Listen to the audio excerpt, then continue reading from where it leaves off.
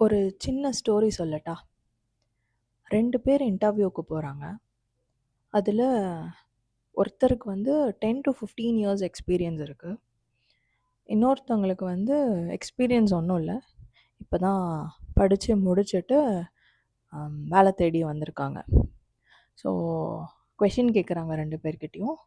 First fresher கிட்ட கேட்குறாங்க, "நீ எப்படிப்பா இதெல்லாம் ஹேண்டில் பண்ண முடியும்? இது ரொம்ப டிஃபிகல்ட்டா இருக்கும் டாஸ்க் எல்லாம்.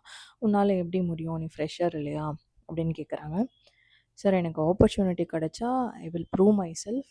என்னால முடியுன்ற நம்பிக்கையினால தான் நான் இவ்வளோ தூரம் வந்திருக்கேன்." சரி, ஓகே. எக்ஸ்பீரியன்ஸ் ஆன பர்சன் கிட்ட கேட்டிருக்காங்க, "உன்னோட ப்ராஜெக்ட் எல்லாம் பார்த்தா நீ 10 to 15% தான் அச்சீவ் பண்ண மாரியே தெரியுது. ஸோ நீ இங்கே வந்து நீ திரும்பவும் என்ன பண்ண போற?" "இல்ல, இல்ல.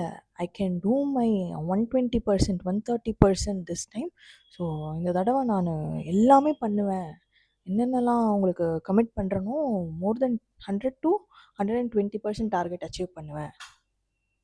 இதுவரைக்குமே நீ எதையுமே கழட்டலையாம். இப்ப வந்துட்டு திரும்பவும் அதே குடுங்க, அதே வேலைய குடுங்க. என்னால பண்ண முடியும் அப்படின்னு சொல்றதுல என்ன நியாயம் இருக்கு? I don't know.